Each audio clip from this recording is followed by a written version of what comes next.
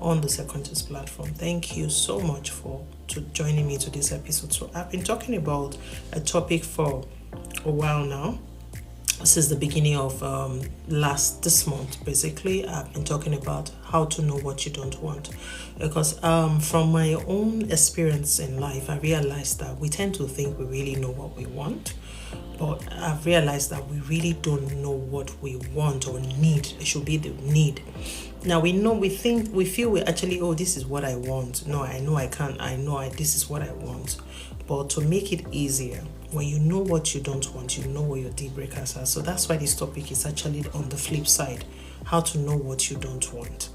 When you know what you don't want, you know, no, okay, I can't do this. Take, for instance, you're kind of a lady who likes to be appreciated. You like when you wear things, your man appreciates you and tell you how fabulous you look, and you meet someone who does not really know how to, express his appreciation for you. There are some men that tell you that they appreciate you in their heart.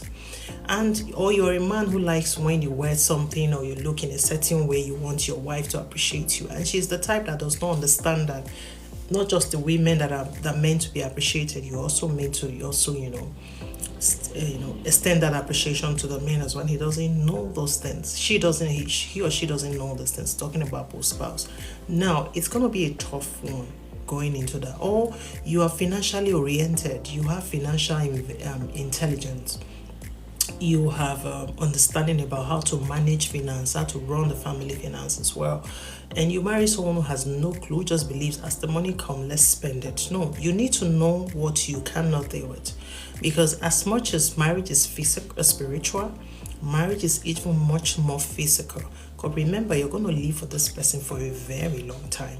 Because you're going to live for this person for a very long time, you really want to take your time and be sure that this is the person you want to spend the rest of your life with, and know that this person shares the same interests and values with you. This person has respect for your family, for yourself, for their self. Because one of the things to knowing what you don't want in a relationship is self-discovery. As a human being, do you really know who you are? Because who you are will actually form your judgment of the kind of partner you choose. Yes, we know there are what we call manipulations, and these manipulations come most often when whether the male or female is desperate to settle down. It happens more with the female. There's this belief that when a woman gets to a certain age, she should be settled. One, basically because of childbirth. People believe that if you don't get married on time, the risk of having children at a certain age because of the fear of menopause and all the pulses. I understand that very well. So that kind of put pressure on the female to quickly settle down. You quickly, start up your career early, whether you're an entrepreneur or you're into business or whatever, you want to start it early so that you can quickly, put yourself together, discover your purpose and, settle down. Now, in knowing what you don't want, if you kind of know your purpose, what you're here for, what you want to do, if you're a career person, are you going to marry someone that is not a career-driven person, someone that does not believe in career women? That's a disaster. It's a recipe for disaster already. Or are you going to settle down? Oh, you're a business entrepreneur, or you like business, you like to travel. Are you going to marry someone who does not share the same interest with you? So interest is a very big deal. That's why today's topic is talking about interest. We're talking about interest. What are your interests? What does the things you do, does it interest this person? Or you love music, you're into showbiz, and the person just feels like, I remember growing up back in the days where everybody believed that if you're into music, you were tagged a name that you're a prostitute. Whether you're a male or female, it was even worse for the females, because everybody believed that as a female artist, you're a prostitute. And there was another thing that people believed that as a female, if you go to become a lawyer, it would be difficult for a man to marry you. I personally wanted to be a lawyer. I wanted to study law. But my mom was kind of worried, like, no, I don't want you to study law. People believe that when you're a lawyer as a female, has some sort of, men are kind of scared because they feel like you're kind of powerful or you know too much. That was the word she kept on using. I wanted to try and make her understand, no, it has nothing to do with that. But that was her understanding at that time, that, oh, no, being a lawyer, it makes men get scared of you, makes them believe that you know too much, because that was the word she kept on using. So now that brings me back to interest. What are your interests? You share. I'm not saying have the same exact word for word interest. No, that is wrong. What I'm saying is that, does what you do interest the other person? Is the other person even saying, like trying to support you? What are their plans to support your vision, support your plans, support your visions and your prospects in life? Because as a woman, you don't want to just get married to a man who just believes that the minute I get married to you and you just sit at home. And there are also the reason why you had to watch out for this signal. There was something that I bumped into recently, just this morning when I was just trying to prepare. I noticed that there was this lady, she's a model, she got married, she met this guy, the man saw her over the magazine and saw her and liked her. The man felt like he was she felt that the man was quite supportive, but the friends noticed a little bit of something that was off for the guy. They tried to draw attention to it. She was like, no, he's very supportive of my career and all that. Unknown to her, it was a trap.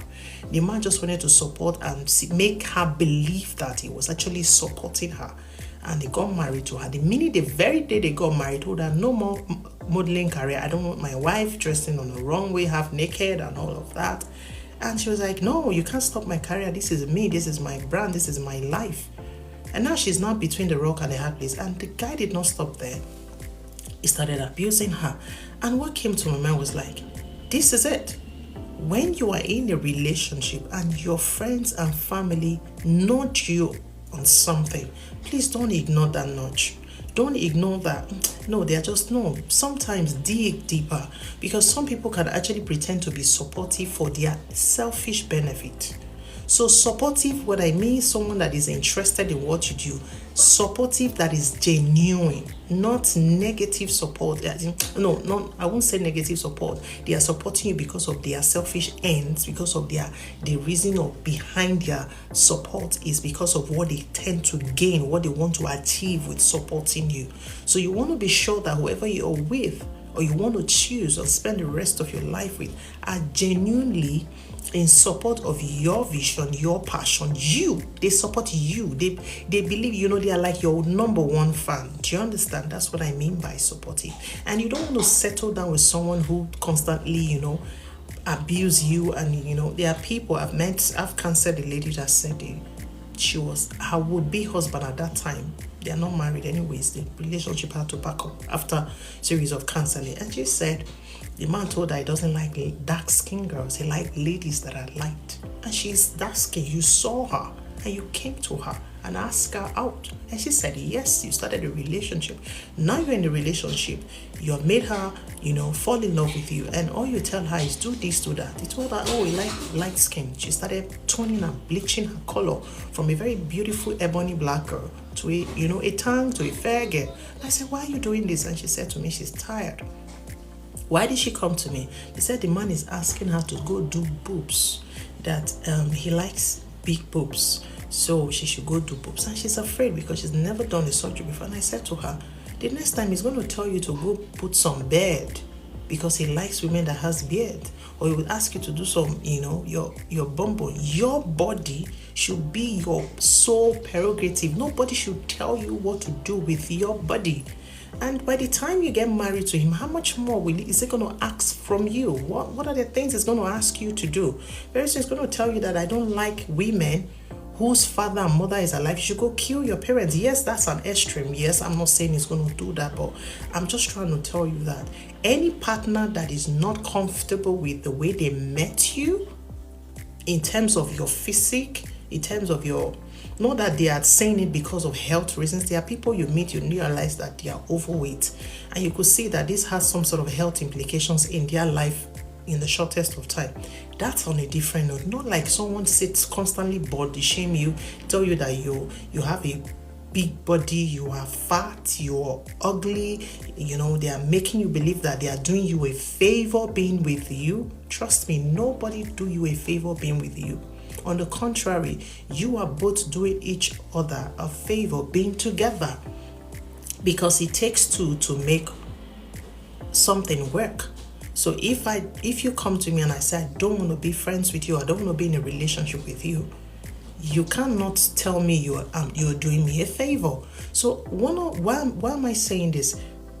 Whether you're a male or a female, try to put value in yourself.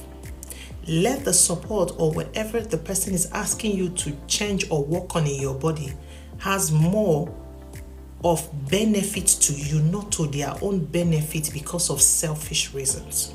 Someone is asking you to lose weight. Oh, lose weight because they see that this weight is, disturbing you. That's a different ballgame. Someone is telling you, oh, drop this, drop that because it's not good for you. Now, that's someone that is looking out for you. It's being selfless. It's not about them or what they tend to gain. They are just looking out for you. Someone is like, I want you to make a certain hair. It makes you look beautiful when you wear it. I saw it on someone. That's someone that is looking out for you, telling you feel that, when you wear it, you're going to look nice. Do you understand? It's not someone that is making you feel like you are inferior to yourself. That's why you need to discover you. You need to first and foremost, in finding a partner, love yourself beyond anything. Because the scripture says, love thy neighbor as you love thyself. But I realized that in major relationship, whether marriage or tending to marry, they tend to love their neighbor, which is still their will-be partner more than they love themselves. No. And remember, if Christ, could give everything just for your salvation, which is the most important thing you can ever have in your life, then your loving yourself should be more important than that marriage or that partner or that whatever. I'm not saying don't love, but love yourself more. Because when you love yourself more, you realize that you have enough to give. What you don't have, you can't give it. It's when you love yourself more, you'll be able to now extend what you have inside of you to the person, to the partner, or to the neighbor. That's why the Bible says, love yourself as you love your neighbor as you love yourself. Because you cannot be loving your neighbor more than you love yourself. That's detrimental to you. It is not even the will of God for you to love your neighbor more than you love yourself. Do you understand? Praise God. So our next point will be this, and we'll just call it a day from here. It said, when they get upset, they fight dirty. When your would-be partner, when they are angry, because there's no perfect relationship, there is no and this is one thing. If you see a person you're in courtship with or in a relationship with, and you've never had a fight, I'm not saying punches, fight. When I mean fight, a disagreement, you've never had to argue over anything, then that's a red flag. You should run, because someone is hiding a lot of things. They are pretending about who they are to you. You should have a fight.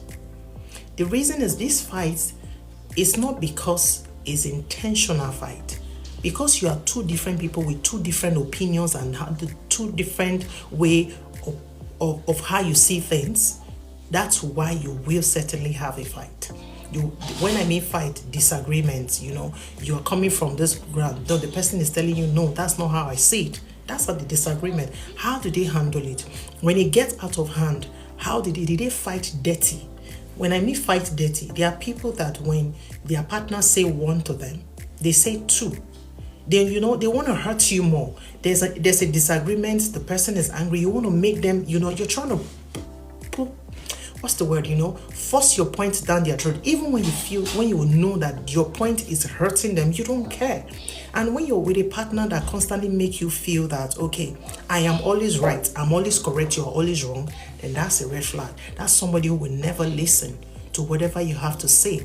Never consider your suggestions or opinion in whatever decisions you're going to make in your lifetime. And remember, in marriage, you make decisions every day. Every time of the day, you make decisions about a lot of things, about family, about kids, about finances, about friends, even about food, about a lot of things. That's why you have to be sure that whoever you're with, he or she is willing, to adjust and to respect your views and your opinion and not fight dirty. Some people can be so, I've seen a situation where just a little argument and the person is raining insults on you, your family, your siblings, even to a point where some of the secrets you shared with this person, the person is throwing it to your face over an argument. That's someone that fights dirty.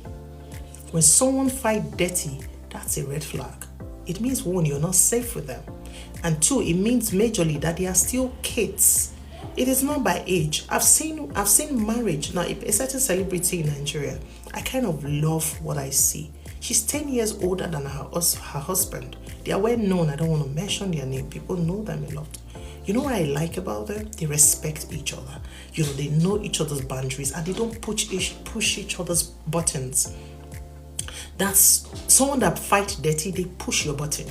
They want to tell you, they want to make sure that what they say to you hurts you to your very foundation. They want to hurt you. You say something, whether it was intentional or non-intentional, they want to do something back to you to make you feel the pain they are going through. No, someone that loves you does not want to inflict pain on you.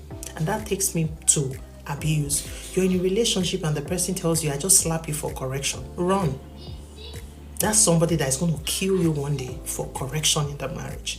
It does not necessarily have to do with whether it's a male or a female. Abuse is both sides. A man can abuse a woman can abuse a man. Yes, the ratio, the percentage to women being abused and men being abused, women are more. We understand that, but whatever situation you find yourself, if you are in a relationship where once in a while the person just do this to correct you, then get yourself out before you get killed. Oh, you're already married and the person once in a while just do this to correct you. Please get yourself separated for a while.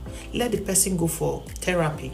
Be rehabilitated, go through that and confirm and be sure that this person has really changed before you go back. If they not, stay out until you are sure and let God direct you the next, plan and the next direction you want to, decisions you want to make regarding that. So that will be what we would draw the curtain to today's episode. I want to thank you so much for joining me today.